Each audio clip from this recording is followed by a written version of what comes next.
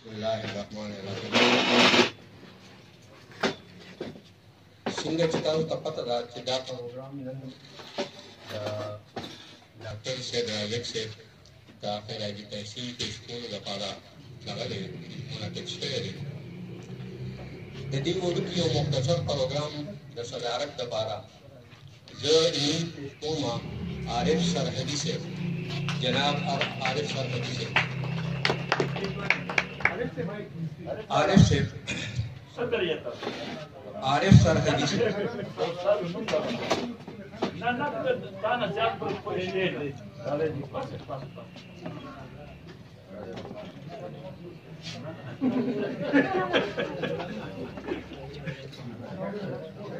کوم چې هغه راشي او دلته په سټیج باندې مخامخ کېني. مختار باچا صاحب.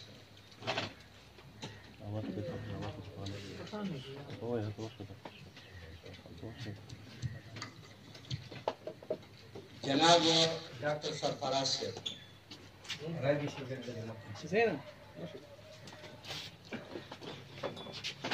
جناب گل حیدر صاحب،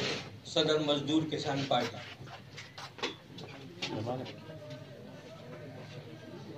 اور جناب سرفراز شاہ صاحب فاسٹر کی رائشی دیتے ہیں.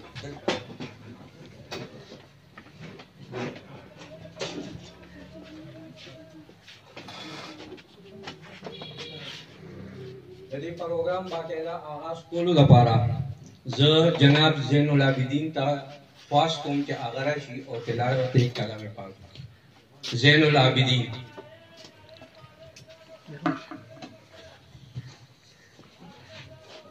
أعوذ بالله من الشيطان الرجيم. بسم الله الرحمن الرحيم.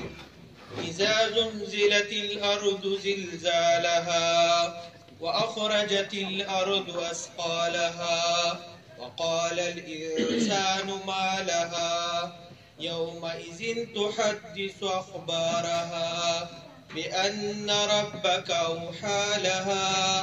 يومئذ يصدر الناس أشتاتا ليروا أعمالهم فمن يعمل مثقال ذرة خيرا يره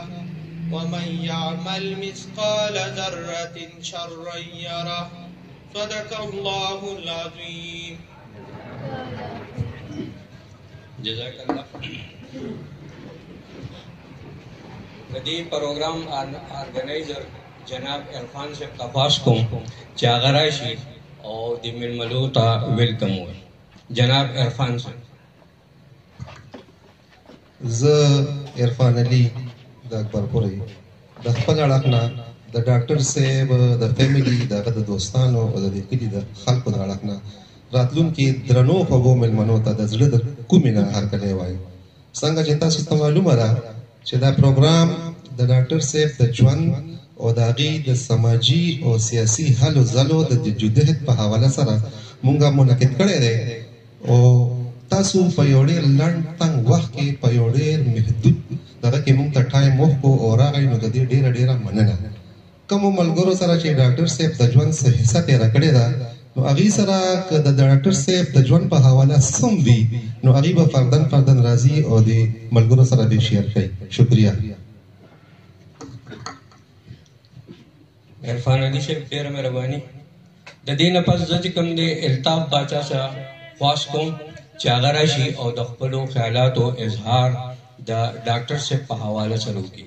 جناب الطاف باچا.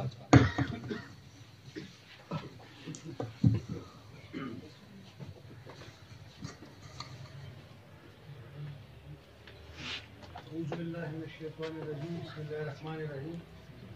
درنو مشرانو د خیر نوخار درنو مشرانو ملګرو همزولو ډاکټر صاحب زمونږ د هغه قبیلې ملګري او د هغه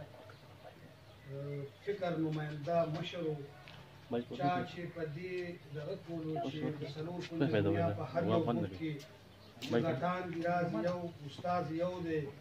مظلومان که د مشرق که د مغرب دي ژوند یو دی आवाज یو دی ژوند یو دی ژواک یو आवाज یو دی او ماشومان که د مشرق که د مغرب دي د جړا او د خندا انداز یو دی. دا مشر د زمونږ دغه سیاسي عمل د نوخار انچارجو د ډېرې ستړې ستونزې ګاللي دي، برداشت کړي دي. په ژوند کې موږ ګورو چې مختلف قسمه خلک یې مختلف خویونه لري. څوک د زیات نمود او نمایش، څوک د ذاتي دغه ډېر دغه وي. بعضې داسې خلک وي په هغې کورونه مباد وي، په هغې کلي وطنونه مباد وي چې هغه د خپل شخصي نمایش او نمود په ځای چې کوم دی عملي بنیادي کار ته تابع کړي وي او هغې باندې عمل کوي او د هغې په نتیجه باندې د یو داسې نسل او داسې خلک تیاری چې هغه په حقیقي معنو کې د ژوند مسلو ته باندې د هغې باندې خلک کوي او هغه مسلې ختمولو دپاره کوششونه کوي. څنګه چې موږ ګورو په خپل ژوند کې ګورو چې درې قسمه طبقې زموږ په دې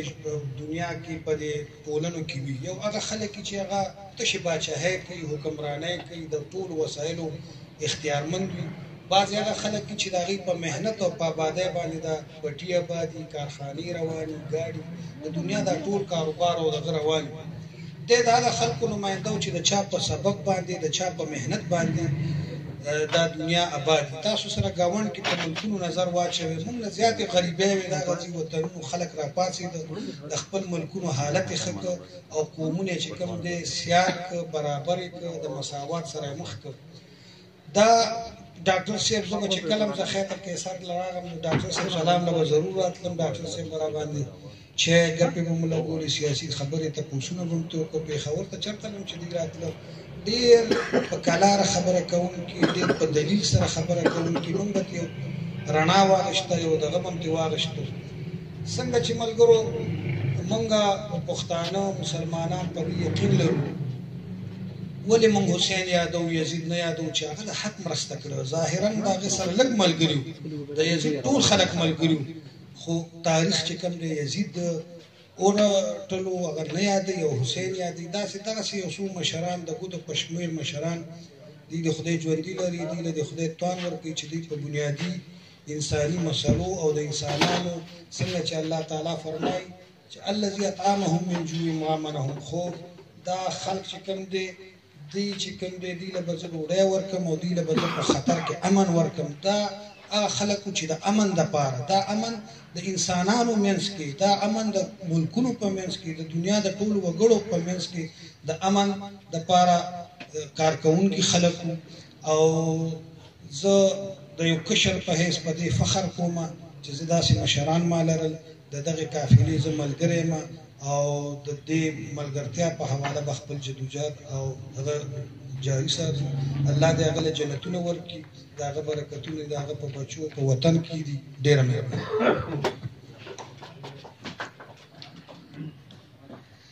خان رهنما عوامی نیشنل پارٹی نوخار جناب اطلس خان صاحب.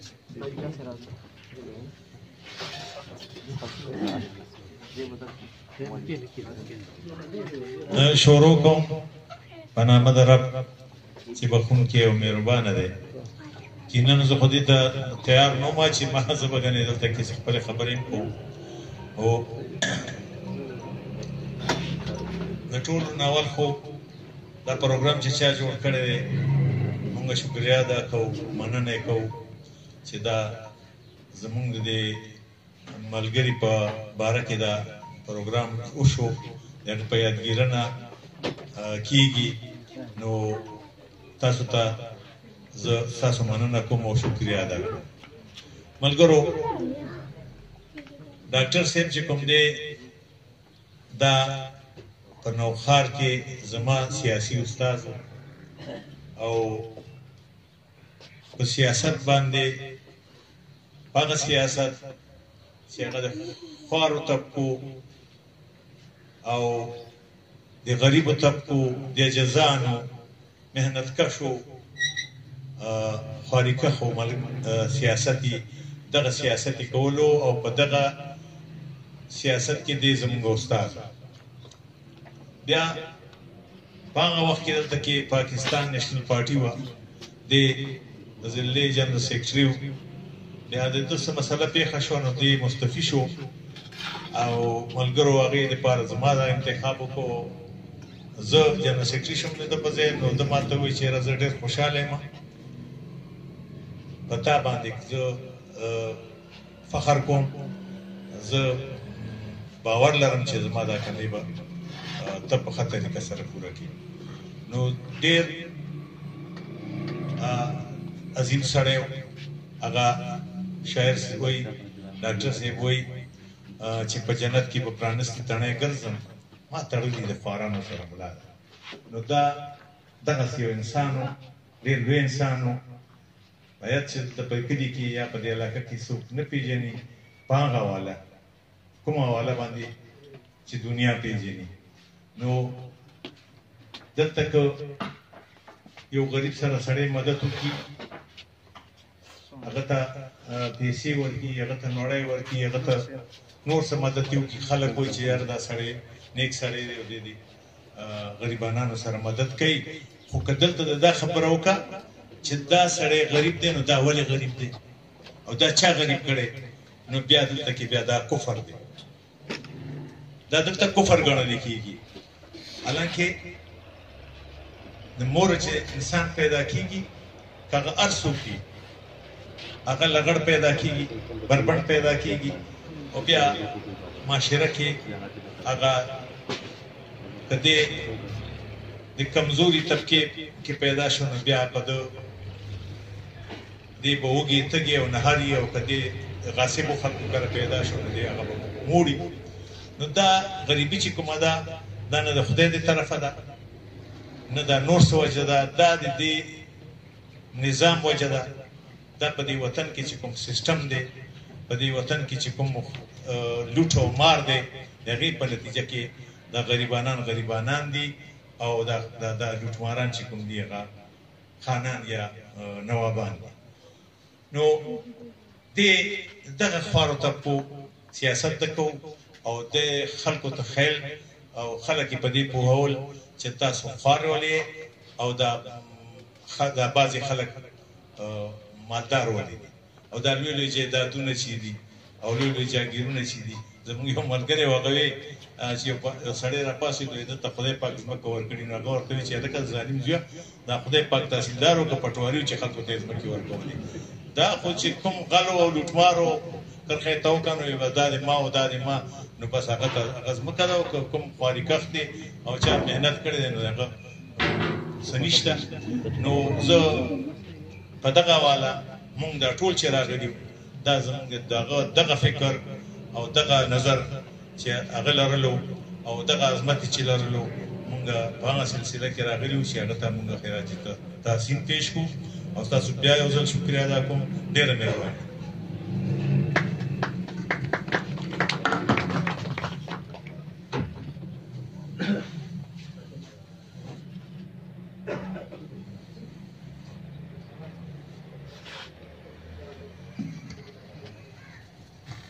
اطلس خان ډېره مهرباني. زه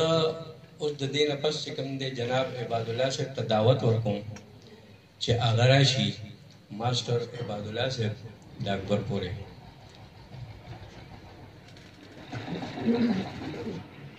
بسم الله الرحمن الرحیم. نن دا یو داسې شخصیت زما هغه سره تقریبا 10-15 سال یا دغه تعلق پاتې شوی او ډېر نږدې.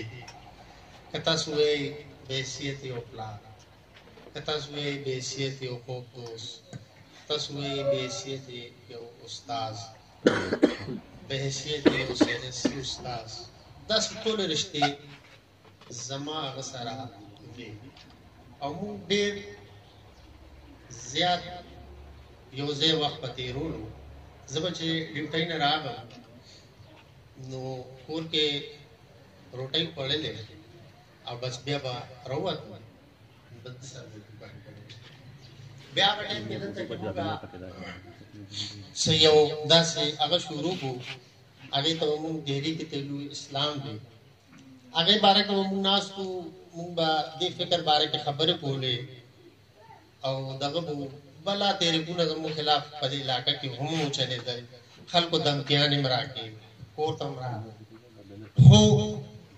مونږ منې نشو، مونږ ناسو په خپل ځای او مونږ وی دا کار وکړو. نو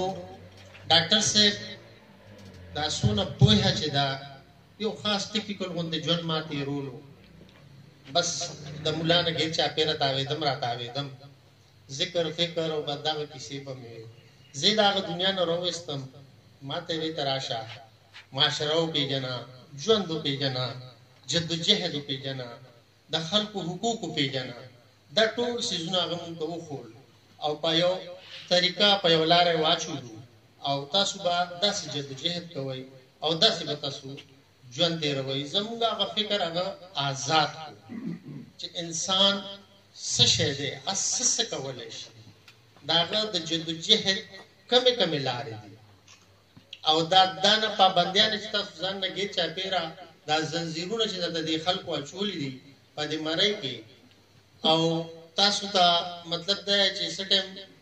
اشاره درکړي نو تاسو ورټوپ کوئ، نه څه سوچ کوئ، نه څه فکر کوئ. چېرې موږ د خلکو په اشارو به ګډېږو، خپل څه فکر به نه لرو. نو موږ کې دا نه فکر، دا نه چینج ډاکټر صاحب چلو یو ډېر عظیم انسان و او بهر غټو غټو ملګرو سیاسي پوهو خلکو سره د هغه دغه دا بیا موږ ته وروستو ورو پته لګېده. په ابتدا کې موږ وایو بس یاره ډاکټر دی هومیوپیتھ کو بدې ځخی کې اوسېږي او بس دا خبرې داسې کوي، بس موږ له خوند راکول. خو بیا وروسته موږ ته پته ولګېده ورو ورو چېرې دا خو ډېر عظیم انسان دی. او چې کله هغه د دې دنیا نه سفر ولاړو نو تاسو په خدای یقین وکړئ چې موږ الفاظ ما سره نشته چې زه بیان چې څونه لوی انسان و، چې څونه وخت ما هغه سره تېر شو. نو کاش کې زه دې ملګرو سره لګیا وم، یاره کاش کې چې د آخره کې مو خود څه ریکارډینګ خو مو ته کړی وی. نو ډېره لویه عظیمه هستي وه او زمونږ په ژوند کې دا بدلون هم د هغه مرحوم منت. بس دغه یو څو ماته ګوتې خبرې وې. ډېره مهرباني. جناب عباد الله صاحب ډېره مهرباني. ډاکټر صاحب چې کوم دی هغه یو انتهایی خوددار سړی و او نن د هغه ملګري چې کوم ناست دي، د هغه شاګردان چې کوم ناست دي، نو د خدای فضل دی هغه ټول خوددار دي. دی دنیا ته نه ګوري چې دنیا په هوا باندې روانه ده، په جس کې، په موټر کې او په بنګلو کې. دی د غریب سړي تصور راغشتی دی او د هغې سره چې کوم دی په لار باندې روان دي. دی سره د خپل ځان او د خپلو بچو فکر نشته، دی سره د دې دنیا او د جهان فکر دی. زه خواست کوم جناب عارف سرحدي صاحب ته چې راشي او د خپلو خیالاتو اظهار د ډاکټر صاحب په حوالې سره. حاجی ټیک جناب ګلپسند صاحب آدھے راشي او د خپلو خیالاتو مختصر اظهار دی کی. جناب ګلپسند صاحب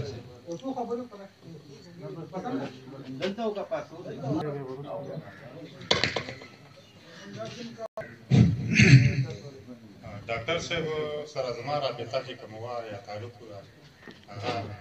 سیاسي ملګرتیا وه او هغه چې ما ملګرتیا د هغه سره جوړ کړه نو ښه ایماندار او مخلص او ښه انسان ما بیا ولیده او تر دې وخته به راسره پاتې کړه او سیاست هم وکړه او غریبو خلکو د مزدورانو د کسانانو او ما کې هغه یو څو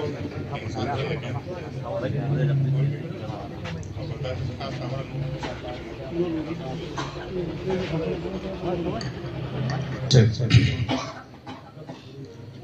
یو مختصر غونډه کې خبره ده هغه تاسو سره شیر کول غواړم. زما یو دوست دی د کابل د انجینیر دی. یو ورځ ما له دفتر ته راغی او کېناستو،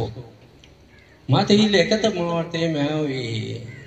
خبرې ویل هغه ورځ مې ډېر زبردست رښتیا ویلي دي. مې څه رښتیا دي ویلي؟ مې ته رښتیا ویلا وی نیم پوه شوې خو رښتیا مې ویلي دي. مې څنګه وی یو ځای ته لاړم ویل هلته کې چې کوم دی داسې د لشل فار خوشي راغونډ شو او وی هغې ما ته وایي چې تاسو سره چې کوم دی زمونږ فکر نشته دی نو ما ورته داسې کته کته ما ورته چې د هر بجو چې تاسو سره زه فکر وکړم نو زه به دلته کې تاسو به دلته ولاړ یو زه به دغلته ولاړ یم تاسو په دې سوچ نه کوئ چې زما نیکه زما غور نیکه زما ټر نیکه نو خو ستاسو په وینو زه باندې پایو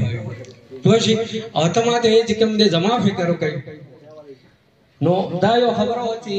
کوم سړی د خپل ځان فکر کوي نو هغه بیا ډېر اوچت سړی نن په معاشره کې ګڼلی شي خو اوچت هغه سړی دی چې هغه د معاشرې د غریبو خلکو د خدمتو کی او د هغې د اوچتوالي دپاره چې کوم دی څه سوچ وکړي دا د ایمان یو اهم چې په کوم باندې به چې کوم دی انشاءالله دا مسلمانان چې کوم دی جنت او دوزخ ته ځي هغه په منځونو او په دغه باندې نه ده هغه د غریبو خلکو په مدد باندې ده زه دعوت ورکوم جناب انجینیر عبدالحلیم صاحب ته چې راشي او د ډاکټر صاحب په حوالې سره چې کوم دی د خپلو خیالاتو اظهار وکړي جناب انجینیر عبدالحلیم صاحب بسم الله الرحمن الرحیم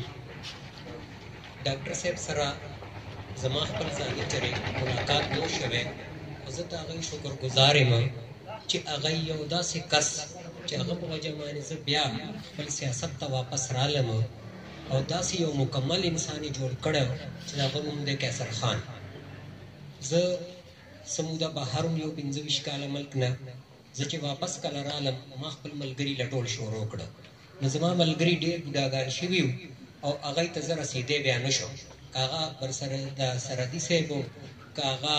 اسماعیل صاحب و یا باچا صاحب و خو چې کله پوسټونه مې کتل شروع کړه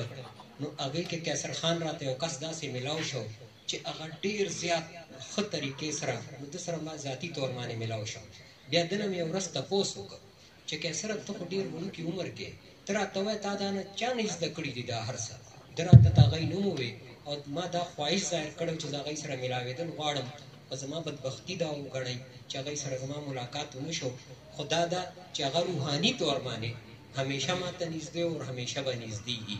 او که دی هغوی په باره کې څه ملګري څه څیزونه راټولول کوي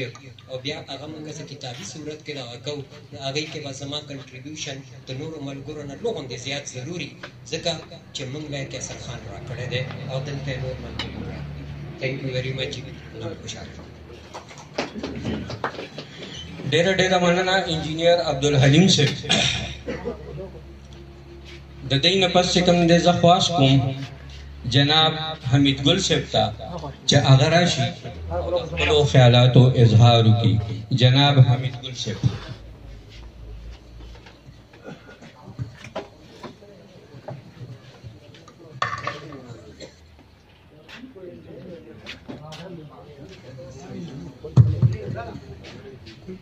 ډیره مننه شکریه نانا ډاکټر صاحب باندې زموږ ملګرو ډېر خشته او ښکلې خبرې وکړې چونکې ډاکټر صاحب خپل چې کوم فکر و خپل نظریات و خپل عمل و هغه خپل رول پلی کړ خپل کنټریبیوشن ورکړ خلکو له اوس پکار دا دی چې ډاکټر صاحب چې کوم قرباني ورکړه ډاکټر صاحب چې کوم سیاست وکړو ډاکټر صاحب چې کوم فکر وکړو نو دا خبره دا ده چې اوس به دا مخکې څنګه بولو لکه هغه ته د ښه طریقې باندې خراج تحصیل پیش کولو لپاره مطلب دا دی موږ ته څه کول پکار دی نو هغه دا کول پکار دی چې د هغه فکر او د هغه سیاست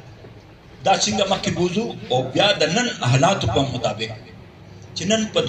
مطلب دا د پاکستان کې او دنیا کې چې څنګه حالات بدل شوي دي د هغې په رڼا کې د ډاکټر صاحب چې کوم جدوجہد او فکر او دغه دی نو هغه به مخکې بوتل غواړي نو ملګرو هغې دپاره مطلب دا دی چې څنګه ډاکټر صاحب چې په دې هغه حالاتو کې چې هغه ډېر سخت حالات او سخت زمانه وه او هغې کې خپل هغه فکر او سوچ دا کړی دی نو موږ ته پکار دی کوم هغې ته دا کوو نو خپل دا فکر خپل سوچ د دې نوي حالاتو مطابق چې نن په دنیا کې او خصوصا په پاکستان کې موږ ته چې کومې مسلې کوم پرابلم راپېښ دي هغه څنګه مطلب دا دی اډرس کوو او هغه څنګه مخکې بوځو په دې باندې مطلب دا دی داغه روح ته به اعلی مطلب دا دی تقویت رسي هغه به اعلی مطلب دا دی داغه خراج تحسین مطلب دا دی کامیابیږي چې موږ په دې نوي حالاتو کې په دې نوې سوچ او نوې فکر کې دغه چې کوم دی جدوجہد مخکې بوځو او دا چې څو پورې موږ مخکې نه بوتلي دا فکر دا سوچ مخکې نه بوتلي دا خلک موږ مطلب دا دی سیاسي طور باندې باشعوره کړي دي چېرې زموږ مسلې څه دي موږ ته پېښې څه دي زموږ دشمن څوک دی نو دا دغه چې کوم دی که نه دا به ډېره ګټوره او ښه خبر وي چې هغې ته موږ مطلب دا دی خلکو ته د هغې هغه فکر او هغې سوچ په دې نوې حالاتو په دې نوې انداز کې په دې نوې پیراډایم کې هغه موږ خلکو ته وړاندې کړو نو دا به د هغې ته یو ډېر غټ تقویت رسوي او زموږ جدوجہد او دغه به مخکې ځي نو دې کې څه شرم او دغه نه دی پکار چې څونه موږ مطلب دا دی د خپل فکر خپل سوچ د نوې حالاتو مطابق مخکې موږ بوځو چې دا څنګه مطلب دا نیشنل سیکورټي سټیټ دی په دې باندې د چا قبضه ده بنیادي مسله د پاکستان څوک ده آیا دلته به ملټري رول کوي که دلته به سیویلین رول کوي دلته به د چا حکمراني وي نو دا هغه پیراډایم چې کوم دی دا هغه سوچ چې کوم دی دا فکر چې کوم دی دې نه ځان خلاصول دي او دا مخکې بوتلل دي نو هله به زموږ مسلې حل کېږي ډېره مهرباني ډېره مننه جناب حمید ګل صاحب انجینیر حمید ګل صاحب د دې نه پس زه دعوت ورکوم جناب تاج نواب خټک صاحب ته او چې هغه راشي او د خپلو خیالاتو اظهار وکړي جناب تاج نواب خټک صاحب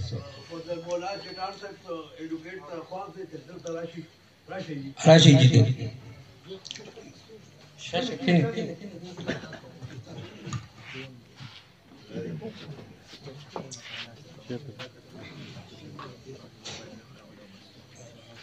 the president, friend and comrade. زبر دا خبرو کوم چې سید رازق صاحب سره موږ ډېر مخکنه تعلق او دا د موږ داسې یو استاد او دا دلته چې موږ کوم راغون شوي وو دا هغه خلک دی چې د دې په مخ کې زه خبرې کوم نو ما غالبا تاسو ټولو کې کم تعلیم یافته ویم خو چې هغه موږ ته کم تعلیم راکړی وو هغه موږ کم پوهه راکړې وه دا اوس ټایم دی دا کوم چې کرایسس کې موږ روان یو په کراس کې بورډ او دا دلته چې کوم کسان ناست دي نو زه دې کې داسې کس نه وینم چې د هغې ته په کردار باندې کرښه راښکې شي خو بار که ته وګوري د موږ کوم چې دا مشران دي لالور دي موږ کوم چې واکداران دي هغې کې داسې کس ته نشي را پیدا کولی چې د هغې کردار نو اوس د موږ دا مشران چې موږ ناست دي دا موږ استادان دي دی به موږ ته خبره کومه ما ته ځان له باندې کمزوری غوندې ښکاري خو د دې دا تعلیم چې کوم دی موږ دا کوشش کوو چې څنګه چې هر یو کونې ته او خاص کر یو ډېره خوشخبرۍ خبره دا ده چې مخکې موږ کله کېناستو په پریس کلب کې لا بل ځای کې نو ټول دا 15 کلن وو لا 15 کلن وو اوس نوې کسان راځي د پی ټي ایم په شکل کې د بل په شکل کې نو دا د موږ د مشران ته د موږ د استادانو ته دا پکار دي چې کوم هم طریقه کېدی شي چې دا موږ یعنې دا اوس ټایم دی او ټایم د موږ نه رن آوټ کېږي چې دا موږ په کوم هم طریقه باندې دا موږ یعنې مخکې بوځو او زه تاسو ډېر مهرباني چې تاسو موږ ته د ټایم راته راکړو د ما استاد و د ما هغه یعنې دا نن ماته پته ولګېده چې دا دومره د هغه روډ نه راځي تر دې پورې دا مزل دی دا انسان به دلته په موټرسایکل باندې راتلو کله چې موږ پروګرام به زه نن دومره هغه نور هم دې موږ دغه په کې هغه شو چې د موټرسایکل باندې راځه او هغه نن موږ د ګاډي کې راځو نو موږ ته تکلیف وي دا د موږ مشران دي او دا د موږ دپاره یعنې لارښود دي او موږ به کوشش کوو چې مطلب موږ د خپل مشران چې کوم دي موږ ته نور هم لاره فراهم کړي د خپل کشرانو لپاره اینډ دیټس آل ډېره مهرباني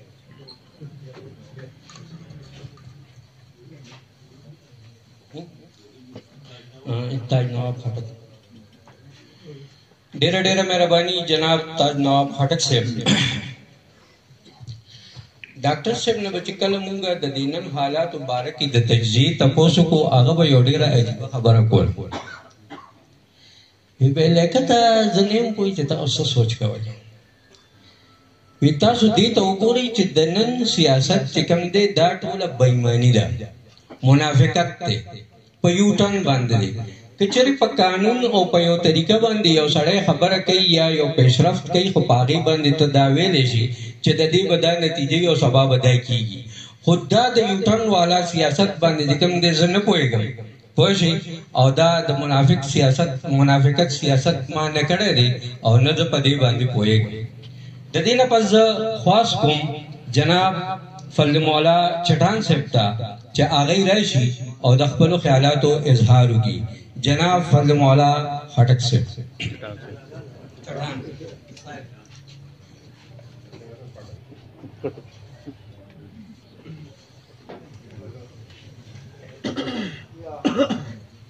اعوذ باللہ من الشیطان الرجیم بسم اللہ الرحمن الرحیم.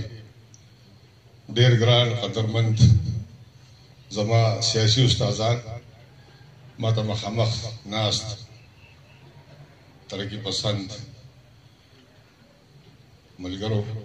عزتمندو ځوانانو هم عمر ملګرو السلام علیکم. د اردو یو شعر دی وی ہزاروں سال نرگس اپنی بے نوری پہ روتی ہے ہزاروں سال نرگس اپنی بے نوری پہ روتی ہے بڑی مشکل سے ہوتا ہے چمن میں دید اور پیدا. ډیرو ګرانو محترمو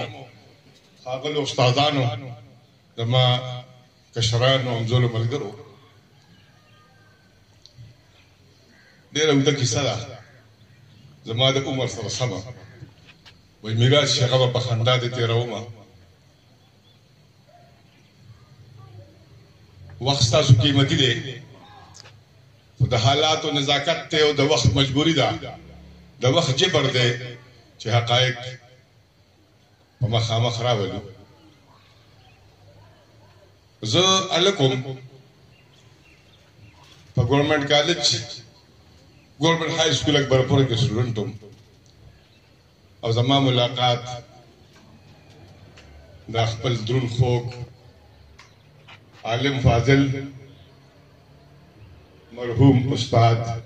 مړ دی دا هغه افکار او سوچونه ژوندي دي روحاني طور موږ ټول کې موجود دی. فزیکلی زمونږ نه جدا دی روحاني طور زمونږ سپرویژن اوس هم کوي دا زمونږ ایمان دی. ما ته زما استاد ملو شو او د زمون سیاسی تربیتو کو په اخلاقیاتو باندې په معاشره باندې په سیاست باندې خو د وخت جبر دی نو زمون ښاغلي ملګري مشران استادان مې ناست دي مونږ چې څه د معاشرې نه د علم په دې معاشره کې خور ور پروت دی کتاب کې کلیه وي او پریکټیکل ستا په ژوند کې وي. بیا انجینیر صاحب خبره وکړه حمید ګل صاحب ابل انجینیر صاحب خبره وکړه زما مشران به خبرې کوي دا سیاسي استادان دي زمونږه د علم کلیه په کتاب کې وي خو پریکټیکل ستا په عام ژوند کې وي. This is what my personal opinion and approach toward the society. د دې معاشرې نه خو بیا زه ډېر په افسوس سره وایم چې موږ د معاشرې نه عملي طور سبق وانخلو. خو یو مثال در کوم د خپل ترقي پسند ملګرو د سوچ او دا دنیا ومنلو. نن نه 40 کاله مخکې زمون سیاسي استادانو ملګرو به دا وی چې د افغانستان جنگ چې کوم دی دا جهاد نه دی دا فساد دی. په دې ټول ملګري موږ متفق وو هغه وخت کې په دې لړ کې زما خوږ ملګری کشر ورور ګل پسند صاحب څو میاشتې جیل یې وخوړو تکلیف یې تېر کړو اذیتونه نه تېر شو موږ باندې په خپل ځای تکلیف تېر شو مشرانو په خپل ځای تېر شو. نن هغه خبره په عمل کې ثابته شوه چې هغه چا به دا ویل چې دا جنگ جهاد دی مونږ به وی فساد دی چا چې به وی جهاد دی هغه خلک نن وایي دا د دوه قوتونو ترمنځ د روس او د امریکې جنګ دا جهاد نو دا جهاد نو او دا جهاد نو. نن هغه ستاسو خبره د طریقې پسند روشن فکرو ملګرو خبره نن همغه خلکو ومنله او په کتابي شکل کې ومنله، 8 دی بار یې ومنله، بین الاقوامي طور یې ومنله چې دغه د دوو قوتونو ترمنځ جنګ و. دا د اسلام جهاد نو، دا د امریکې او د روس جنګ و. مثال مې دې دپاره درکړو چې زمونږ د ملګرو سوچونه، دا سوچونه ځان دپاره نه، دا د الله د مخلوق دپاره وي، دا روشن فکره خلک دی. خو زه به د انجینیر صاحب د دې ملګري دا خبره به وړاندې بوځم چې آیا ډاکټر صاحب ناست دی، مختار باچا صاحب زمونږ استاد ناست دی، دا بل زمونږ مشر ټول ناست دي. مونږ څنګه چې نن مونږ صدراعظم صاحب یادو او بیا به هم یادو تر کومه چې دنیا آباده صدراعظم مدیره به ژوندی وي. نو زه دا عرض به وکړم ډېر په ادب په احترام چې دا سوچ، دا فکر، دا علم، دا سیاسي نظریه په مخ کې بوتلل دي. نو موږ له خو چل نه راځي، تاسو مشران یې، تاسو له عمل راکړئ چې د هغې مطابق په دې مونږ مخکې قدم واخلو او لاړ شو. په دې لړ کې که زموږ نه څه دومنډه کېدی شي او سم وي نو موږ به انشاءالله د هغې نه په هېڅ شان په هېڅ طریقه رسو نه. زه ډېر په ما تخره زما دا خوله دومره نه ده چې د صدراعظم صاحب یا د هغه د نورو ملګرو په دې موقع که زه کفایت علي خان روکیټ هېروم دا به ظلم کوم. په دې موقع که زه نصر حیام هېروم دا به زیاتی کوم. په دې موقع که زه سرفراز محمود لالا هېروم دا به زیاتی کوم. دغسې نور روشن فکره ملګري په دې معاشره کې زموږ نه بېشکه جسماني طور جدا شو، خو روحاني طور دا زموږ سره وو، زموږ سره دي او موږ به ورسره یو، زموږ سره دي انشاءالله په مستقبل کې. ډېره مننه، ډېره شکریه. الله خوشحاله آباد لره. شکریه.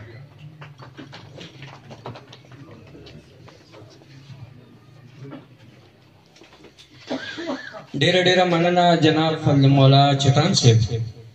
چې تاسو د خپلو خیالاتو اظهار وکړو. زه اوس دعوت ورکوم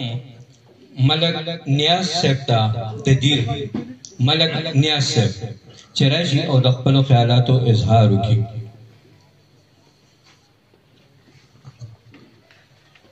صدر مجلس ټول په اجازت باندې ډاکټر صاحب خو ما سره ډېر ملاقاتې کړي دي، میټینګ ته به راتلو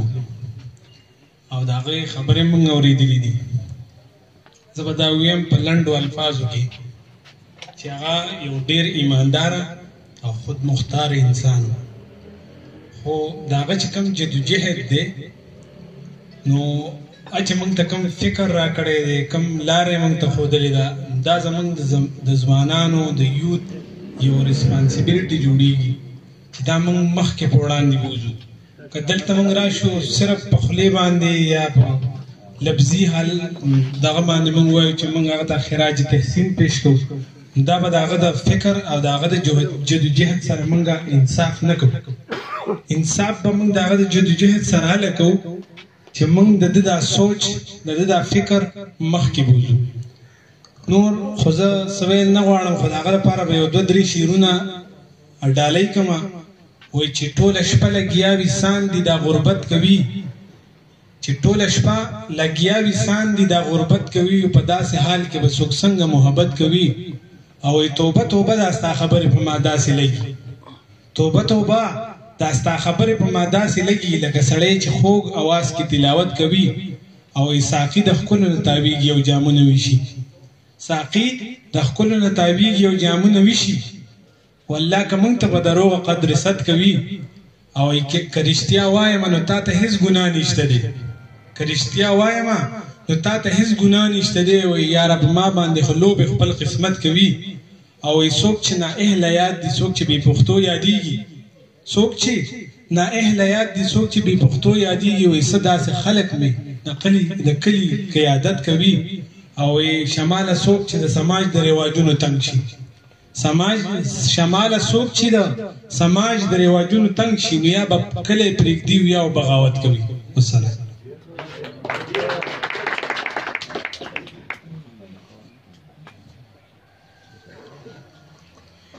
ډېره مننه ملک نیاز د دید صاحب چې تاسو د خپلو خیالاتو اظهار وکړو. د دې نه پس د دعوت ورکوم جناب طاهر ایډوکیټ صاحب ته د نوښار چې هغه راشي او د خپلو خیالاتو اظهار وکړي. جناب طاهر صاحب ایډوکیټ نوښار. بسم الله الرحمن الرحیم. ګران مشرانو، امام زولو او د دې کلي درنو مختم همزولو مشرانو، السلام علیکم. چونکې دا غونډه د ملګري سید رازق استاد چې ډاکټرو استادو چې هغه د شخصیت مختلف دي، هغه یو امهجات شخصیتو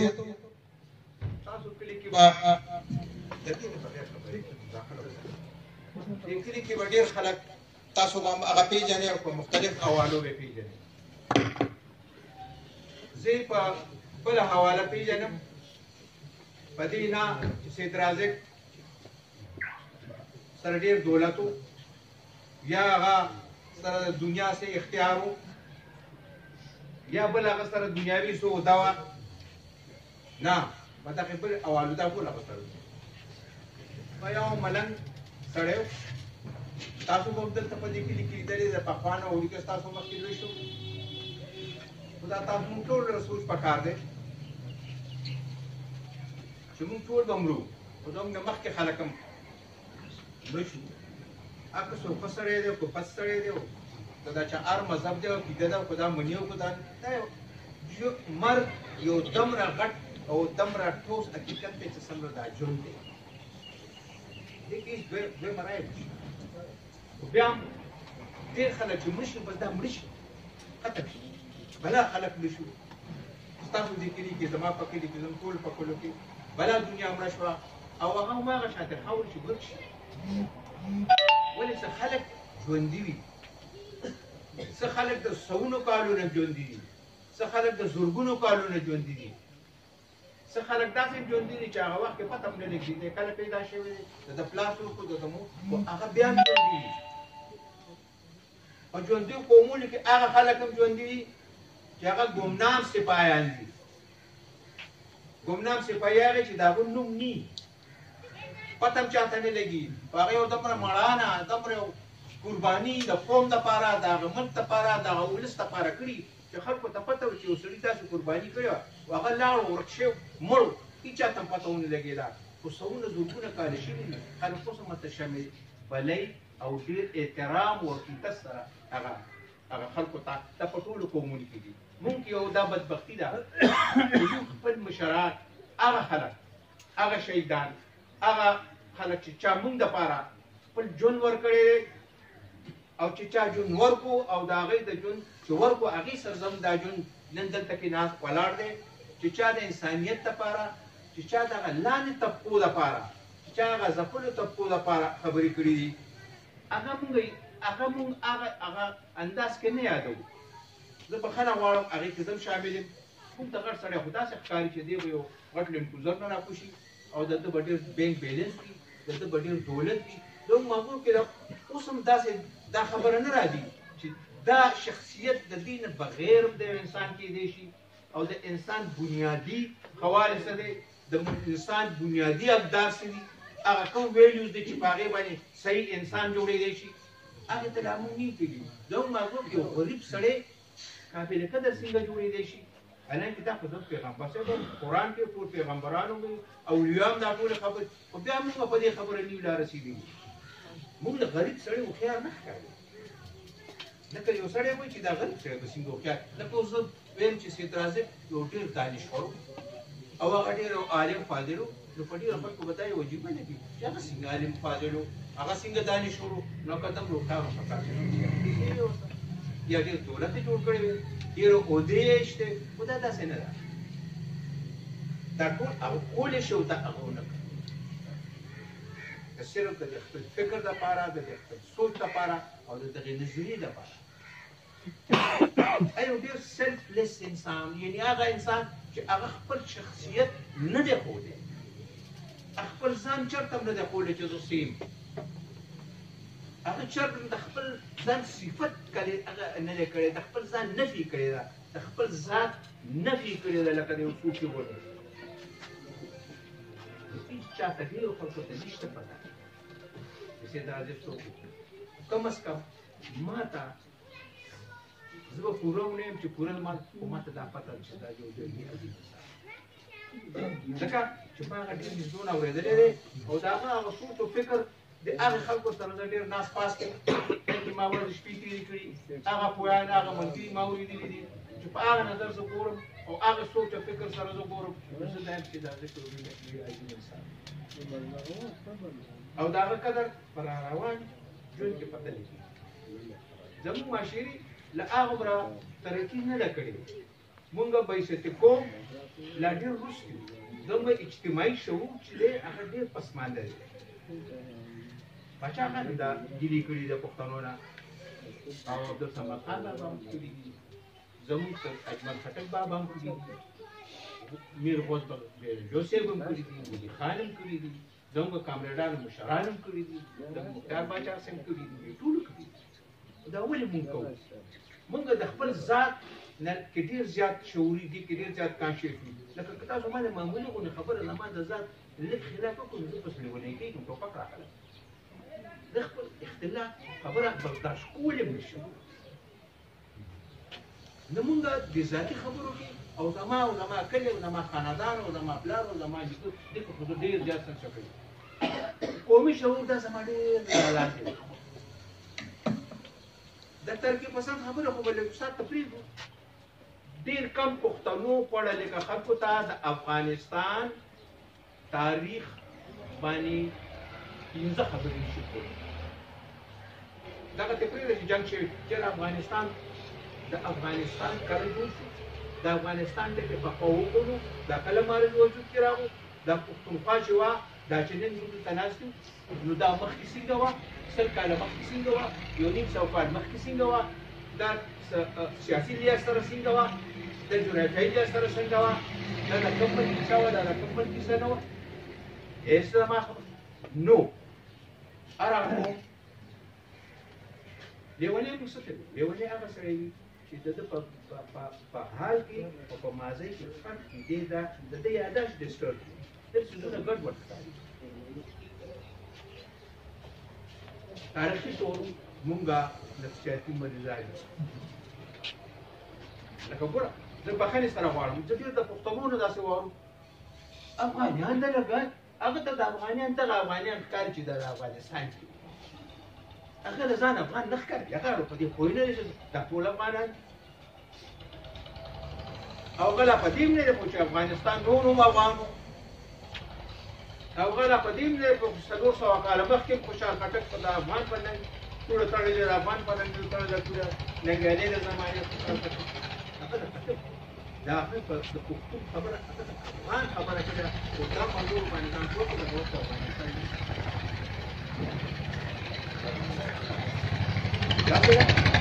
او خپل د انګریز ریکارډ هم راواري د لیکلو نو هغې کې ستاسو خوب چې دی هغه افغان دی. نو په کومه خوله باندې مونږ د افغان بدبیلي شو؟ د خپل پلار نیکه بدبیلي د خپل دا ډېره د شرم خبره ده ماته چې زه اورم د چا نه. نو دا نورو خبرې خو به ورپسې وي چې اول خو د څه ځان پته ماته ولګي چې زه یم څوک دا چا وکړه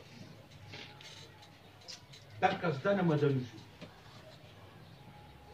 هغه خلک چې تاسو ته د خپل قوم د خپل ذات د خپل تاریخ د خپل جغرافیا د خپل ثقافت خبرې کولې هغه یې تاله غدار کو، ای تاله سپک کو، ای ذلیل کو. هغه خلک چې د دې په الټه خبرې کولې خیالي تصوراتي یو د غسلې تاله روغ کړي هغه تاله ډېر لوی دانشور ښکاري. نو تاریخ پاکستان او مطالعه پاکستان خو ته ګډې وډې خبرې کې خو تاریخ افغانستان او تاریخ پښتون باندې بالکل او بلکې دومره خبره نه چې دا خو تاله فضول خبره ښکاري، دا خو تاله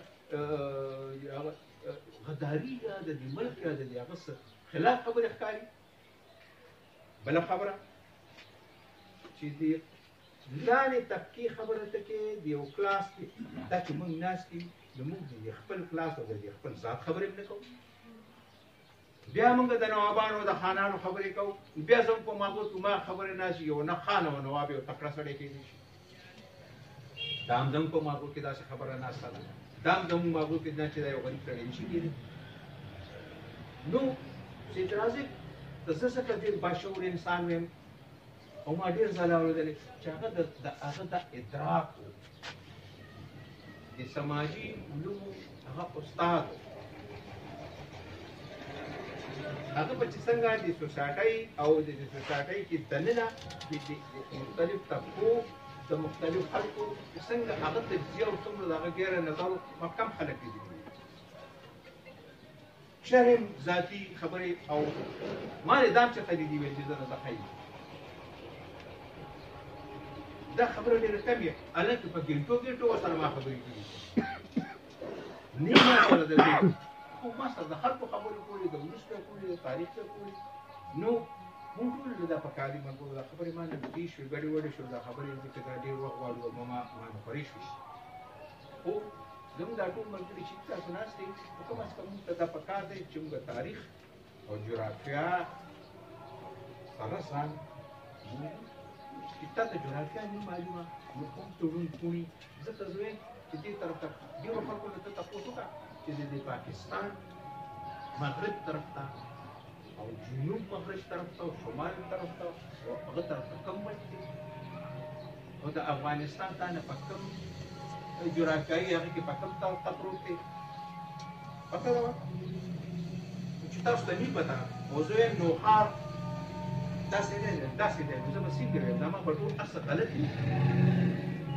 د دوی پېښور دې طرف ته دی او دا مخار دې طرف ته دی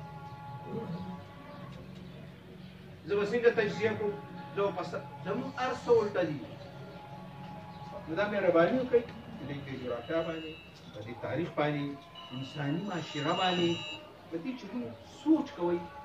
چې نور ګپونه او خبرې کوو خیال در په دې کې ګپ هم لګوو که نه ټولو کې دې لګوو او بیا دویمه ډېره دا خبره چې د دې حل څه دی نو دا ټوله خبرې هله به کېږي چې دا تاسو مونږ ټول په دې باندې شعوري توب سوچ وکړو او دا په دې ته بیا دا نیکسټ خبره چې او دې سره څه کول پکار یقینا چې دا قسم هر قسم دنیا کې ښه کېږي هغې په تنظیمي طور نه بغیر نه کېږي تنظیمونه نه بغیر هېڅ نه کېږي انفرادي طور دنیا کې هیڅ هم ترقي نه ده شوې چېرې نه نو به چېرې کېږي اجتماعي کېږي او اجتماعي باندې کېږي زموږ اجتماعي شعور ډیولپ شي او اجتماعي شعور به زموږ ډیولپ کېږي چې اجتماعي علوم معاشي علوم سماجي فلسفه په دې په بنیادي خبرو باندې ځان پوه کړي او په هغې کې دلچسپي والو نو زه یو ځل بیا ستاسو ټولو شکریه ادا کوم سید رازق ډېر ښه انسان زه خو بلکل دعوې سره یم چې چېرې مې ترې غلطه خبره نه ده اورېدلې چېرې مې ترې سپکه خبره نه ده اورېدلې چېرې مې ترې څه غټه درنه ده چېرې مې ترې د چا د متعلق غلطه خبره نه ده اورېدلې زما پنځ ډېر نیک انسان ډېر پاک یو صوفي دیانتدار ایماندار سړی او د سماجي علومو او د ترقي پسندۍ چې کوم هغه معیار او په هغې باندې یو ډېر پوره کره انسان و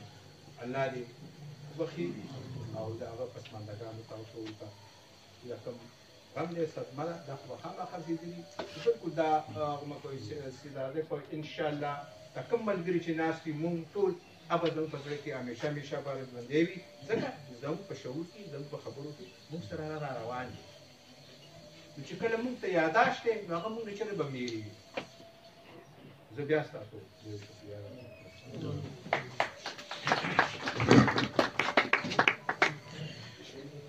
ډېره مننه جناب کیټ صاحب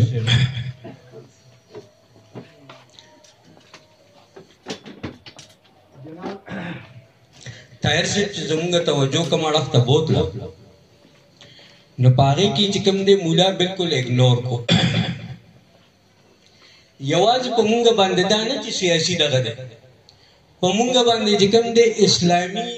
دا پابندۍ لګولي چې مولا صاحب څه وایي نو بد دا ټیک وایي نو په دې باندې بس سوچ نه کوي. او نن مونږ د یو داسې معاشرې وګړي یو چې په هغې کې که چا نه تپوس وکړي چې انسان څه ته وایي، خدای شته کې هېڅ چا ته هم دا پته شته چې انسان څه ته وایي. په یو ډېر لوی محفل کې ناست وم، ډېر غټ غټ خلک پکې نه، په هغې کې یو کس هم دې حال وي تلاوت کوم ما ورته ویل لکه په کلار کې نه ما ته په تلاوت څه پوهېږي. نو هلته یو ډي جي ناست و، نو هغه وخندل، نو ما ته یې چې تلاوت څه ته وایي؟ ما دې تلاوت په دغه باندې هم نه پوهېږي، دې ګردان ته تلاوت وایي لګیا دی. تاسو وګورئ هر سړی ګردان کې وی تلاوت کوم، تلاوت وی پیروي کولتا. جناب سید رازق صاحب نه صرف سیاسی یا سماجی سائنس باندې پوهېدو بلکې د 90 ډیکیډ نه پس چې کوم دی هغه په قرآن باندې چې کوم دی هم ډېر غور او فکر کړو او په هغې باندې هم ډېر ښه پوهېدو. زه د هغه نه پس چې کوم دی طاهر صاحب نه پس ناصر صاحب د نوښار ته دعوت ورکوم چې هغه راشي او د خپلو خیالاتو اظهار وکړي مختصر الفاظو باندې. جناب ناصر صاحب.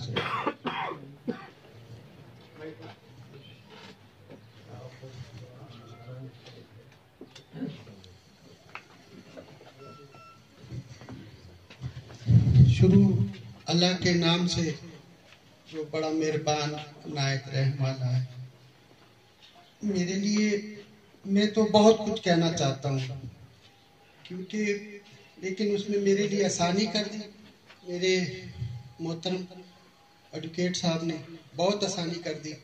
جو کچھ سوچ رکھا تھا وہ انہوں نے آپ کے سامنے سب باتیں تفصیل سے رکھ دی. میں صرف ابھی ایک چھوٹی سی ان کی ایک بات جو ذہن میں آ رہی ہے شروع میں،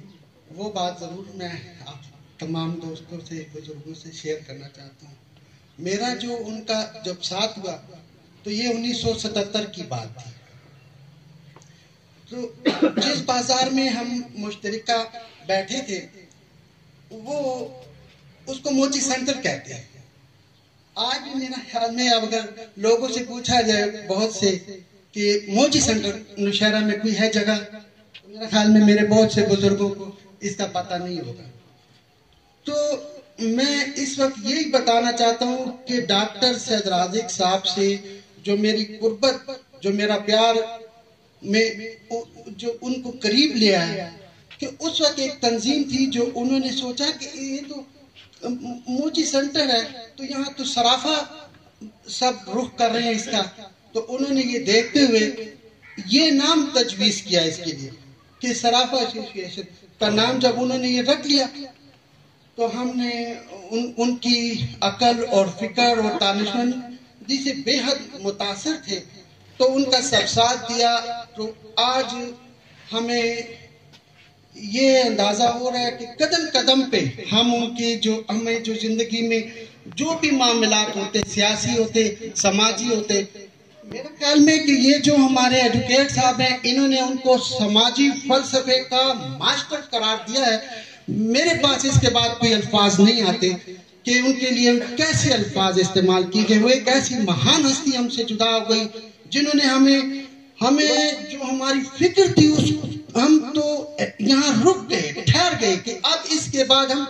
کیسے کس طرح، کیونکہ زندگی میں جیسے بچوں کو نشو و نما کے لیے ان کی سوچ اور فکر کے لیے ضروری ہوتی ہے ان کے والدین کی، اسی طرح وہ ہمارے لیے ایک ایسے استاد تھے، ایک ایسے والدین کی حیثیت رکھتے تھے کہ میرے پاس یقین کریں میں ان پڑھ بندہ ہوں، میرے پاس میں سمجھتا ہوں کہ میں اس کے لیے کیسے الفاظ استعمال کروں. یہ ہمیں صدیوں یاد رہیں گے. آپ یقین کریں کہ ہم ان کے ہمیشہ یاد کرتے ہوئے ہم گھبرا جاتے ہیں کہ کہیں ایسا نہ ہو جائے آج یہاں بیٹھتے ہوئے بھی کہ وہ ہم سے جدا نہ ہو جائے، وہ ہم ایسا نہ ہو کہ ہم ان کو دیکھ نہ پائیں، کیونکہ اسی سے ہی ہماری یہ جو زندگی ہے، یہ جو روانی ہے، یہ جو جرأت ہے، یہ جو بولنے کی، یہ جو سماجی طاقت ہم میں جو آج پیدا ہوئی ہے، جیسے یہ نظریات ہیں ہمارے پاس، جس سوچ اور فکر کا اس نے ہمیں مالک ٹھہرایا ہے، مالک بنایا، جو اس نے ہمیں پڑھایا ہے، میرا خیال میں کہ ہم نہیں سمجھ سکتے، ہم یہ پورے یقین سے نہیں کہہ سکتے کہ میرا خیال میں اگر وہ جیسے ہمارے بزرگ فرماتے ہیں ابھی ایڈوکیٹ صاحب نے کہ انسان کس کو کہتے ہیں، یہ میرے صاحب فرما رہے تھے. یقین کریں یہ بات بہت بڑی ہے. ہمیں سب سے پہلے انسان بننا ہوگا، اور جب ہم یہ پتہ چل جائے کہ ہم انسان ہیں اپنی اور ہمیں بنانے والا اگر کوئی موجود ہے تو تب ہمیں وہ دکھ سکتا ہے، وہ ذات دکھ سکتی ہے. ہمیں اپنے آپ پہ ناز ہو سکتا ہے، ہمیں اس رب پہ ناز ہو سکتا ہے. اگر ہم انسان نہیں ہیں، اور انسان بننے کے لیے جو میرے ہم تو لالا جی کہتے ہیں، وہ شروع سے ہم نے اتنا پیار پایا ہے تو ہم ان کو لالا جی کہتے ہیں. ڈاکٹر صاحب تو سماجی ڈاکٹر تھے وہ، اور وہ واحد ایسے شخص تھے جس نے مارکس کو سمجھنے کا، یہ بہت بڑی بات ہے. میرے بہت سے دوست ہیں، آپ یقین کریں میں اتنا متاثر کسی سے نہیں ہوا جتنا ڈاکٹر سید رازق صاحب سے، کہ جب وہ اپنے خیالات کا اظہار کرتے، جب ان سے میں مشورہ لیتا، جب میں ان سے پوچھ گچھ کرتا، اور جتنا مجھے ان کی خدمت کا موقع ملا، میں ان کو ہمیشہ، ہماری پوری فیملی، ہمارا پورا خاندان، ہمارا وہ سب اس کو اچھے نام سے یاد کریں گے، ہم ان کی سوچ کو. اور میں اس کے بعد میں سمجھتا ہوں یہاں جو دوست ہیں میرے، خاص کر کیسر صاحب، میں معافی چاہتا ہوں، میں دوستوں کے بھی جو تھی میں نام سے تھوڑا سا غلطی ہو رہی ہے. میں سمجھتا ہوں جو کیسر صاحب کی جو جد و جہد ہے، یہ جو ہمارے بزرگوں کو یہاں یکجا کیا ہے، اور اس کے لیے جو انہوں نے جس فکر کی جو تازگی اور اس کے جو بقایا جات ہیں ہمارے ذمہ، اس کو ہمیشہ کے لیے جو زندہ رکھنے کے لیے جو جدوجہد کی ہے، میں ان سب لوگوں اس کا اور آپ تمام اپنے بزرگوں کا بے حد شکر گزار ہوں. بہت شکریہ.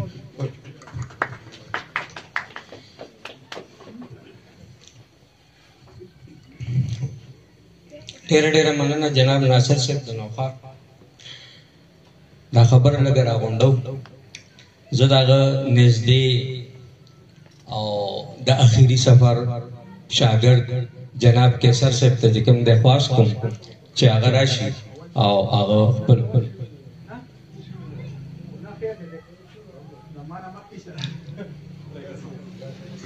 هلکه صاحب تاسو راشئ، ځکه چې نوخار 15 کاله تاسو سره تېر شوي او 20 کاله موږ سره تېر شوي. No.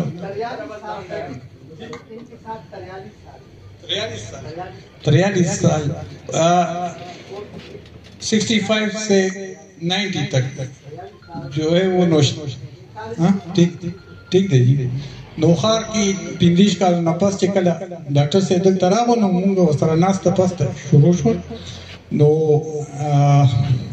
مختلف 15 پک ملګري هم د شپه ورځ به لګیا وو، مختلف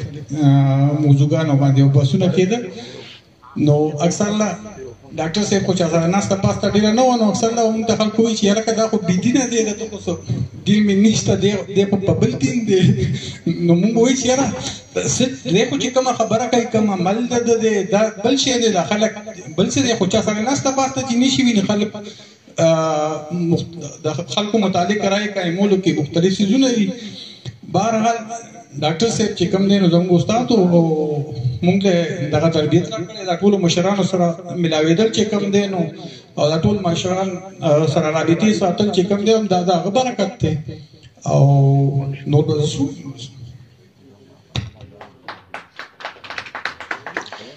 جناب کیسر صاحب ډېره مهرباني. دا قرآن یو سورت دی، د هغې مختصر ترجمه کوم. وایي تاسو پېژنئ چې کم خلک دي چې دا دین جوړلاوي. وایي دا هغه خلک دي چې دا غریب، د یتیم، د مسکین او د کونډو روندو د رزق بندوبست نه کوي. او ورپسې چې کوم آیات دی نو هغه دا دی چې وایي دی به سره د خپلو منځونو دوزخ ته ځي. لہذا د قرآن بنیادی مقصد چې کوم دی هغه منځونه او حجونه نه دي. د هغې بنیادی مقصد چې کوم دی معاشرې له یو داسې نظام ورکول دي، یو داسې ترتیب ورکول دي چې په هغې کې غریب سړی چې کوم دی ژوند په قلار او په آرام باندې تیر کړي. جناب زه سید سبزلي شاه صاحب له دعوت ورکوم چې هغه راشي او خپل خیالات او مختصر اظهار وکړي. جناب سید سبزری شاه صاحب. غټان غټان نیکان نیکان پیدا دي، دا خو له موره جنتیان پیدا دي، او ځای چې دې خوارو له جنتو ګډو کوم چې له ځایه دوزخیان پیدا دي. ډېرو عزتمندو مشرانو، زما درنو خوږو ملګرو او ننګیالو او ګلالو زلمو، زما رور ډاکټر خان رازق